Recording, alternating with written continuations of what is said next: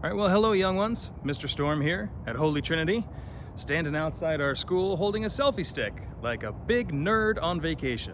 And I'm going to show you a little tour of our church because this week we're looking for the Exultation of the Holy Cross. And I want to show you some of the ways that our community has a devotion to the cross.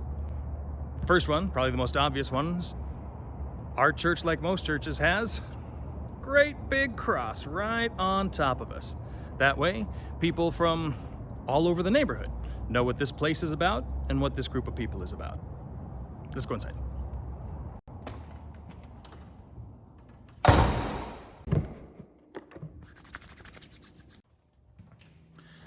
So right away, we've got the great big crucifix at the very front of the church, right there. We're gonna get up, take a little closer look, because it's not a traditional crucifix. So here's the Holy Trinity, what's called the corpus. Corpus is a Latin word that means body. And you can see behind the statue of Jesus is that cross shape, even the I-N-R-I, man, letters are hard. That's a Latin for Jesus Nazarenus Rex Judeorum, which is Jesus of Nazareth, King of the Jews. That's what he was accused of being and the crime that he was crucified for. But you see the brown cross in the back, and then the corpus, the body statue in the front. But this is not Jesus nailed to the cross. You can see his hands are free. This is the resurrected Jesus. He's already conquered death, already defeated sin, and his hands are both kind of pointing down and to the right. If you look down and to the right, there's the Tabernacle, where we keep the Eucharist, the real presence of Jesus. So the statue up there is literally pointing to the real Jesus down there. Now here's another pretty common example of the cross. This is called a processional cross. It's on this long stick. It's the selfie stick that someone holds the cross on. It's the Jesus stick. The processional cross comes in from the back of the church to the front at the beginning of Mass. If there's an altar server to carry it in, then they'll be the one to carry it. And it represents that when the people are gathered together, Jesus comes into the building, into the community to be with us. So this cross reminds us of the presence of Jesus when we come together for Mass. I'll give you the slow pano here. Do you see any other crosses in our church?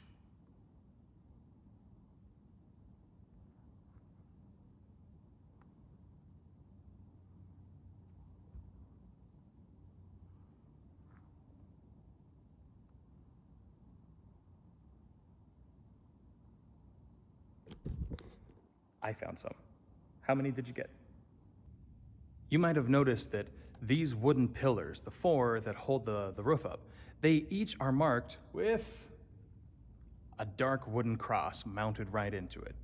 They point to the north, the south, the east, and the west, representing that Jesus is all around. Over here on the side is our chapel. And in the chapel, there's a tabernacle where the Eucharist is always available for people to come and pray right there with the actual living presence of Jesus. This is the back of the chapel tabernacle, this wooden square. But look what it's in.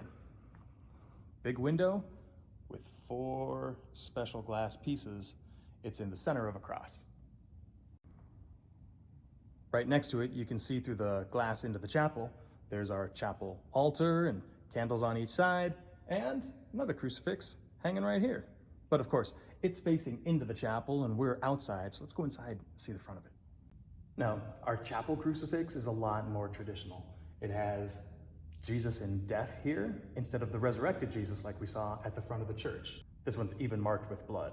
On the arms, the forehead, the side, the feet.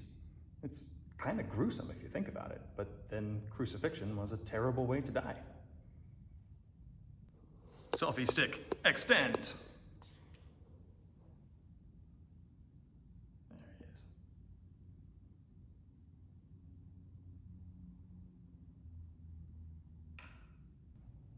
You may have seen this painting of Joseph and baby Jesus in the back of the church, but did you ever notice that there's a cross in each corner there and there? And there's also this great big circle with a cross in the middle of it. It's traditional in art to depict holy people with a circle around their head. a halo. And if it's Jesus, the halo will have a cross inside of it. Let's take a look over here. This is a painting of the Holy Trinity, the Father, the Son, and the Holy Spirit up in heaven. It's not showing Jesus as a person on the earth, so we've got 3 halos, no crosses inside them. But right on the other side of that Joseph and baby Jesus picture, you've got an icon of Mary and her child Jesus. And what do you see? Big circle around Mary. Let's get up real close and you can see Jesus. His halo is partly hidden behind his mother's head, but you can see that it's been divided here and there. And we would see the whole cross shape if it was a picture of him all by himself. Hidden cross. We've also got our reconciliation room here in the back of the church. And when Father Dave and Father Hans do confessions for the students at school, it's usually out in the open. But here, inside the confession room, is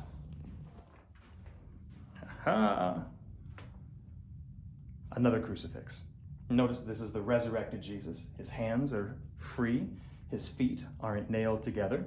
He's wearing the clothes, so that would not be how he would have been crucified. Also, this purple cloth, this is a stole. Priests wear a stole when they're performing sacraments. And this has a giant cross on the stole. Standing right here at the altar, there's something that you normally can't see if you're out in the congregation. There's a small cloth over the big cloth. The big cloth here is called an altar cloth. It just protects the surface of the altar that's underneath. And sometimes they're decorated in the color of the season, or there might be something stitched onto the side, maybe a cross. Ours is pretty simple white with a little bit of lace on the edge. But there's a smaller cloth right here. This is called a corporal. Remember the word for the body on the cross is corpus? This is a corporal. On this small white square, the priest will put the bread and the wine, and as it's being consecrated, changed into the real presence of Jesus Christ, it's always here on this cloth, so that if there's any spill, it can easily be contained. And corporals are designed to be able to fold nicely into a package so that nothing could fall out. It's a perfect square. They fold into 9 smaller squares overlapping to contain any, what we call particles. And then they have to be washed a very special way, because if there's any, even if it's just a little bit of the body of Jesus, we don't just, dump that down into the pipes. This corporal, always marked with a cross on one side. In fact, this has 5 crosses. 1 big and 4 little. Speaking of big crosses, there are murals that go all the way around the church.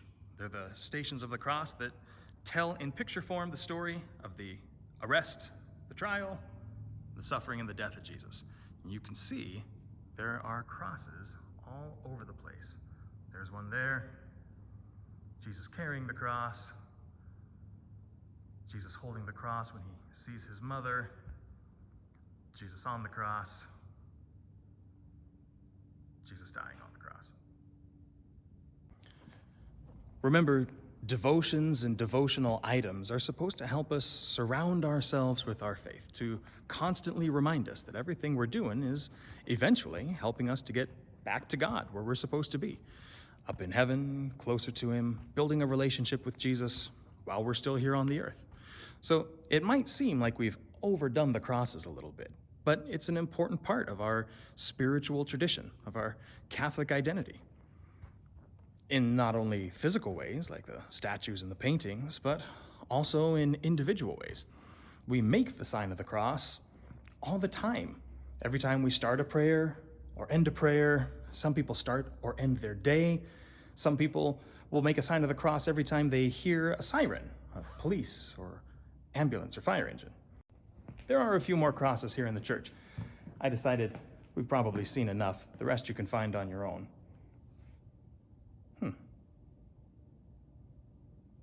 Well, there's one more for you. Now, in the Google Classroom, you've got some questions about what kind of devotionals you have in your house, what kind of religious art, or what things you have either in the building that's your home, or the things that you have in your day to help you reconnect to your faith. If you have any questions, send me a comment.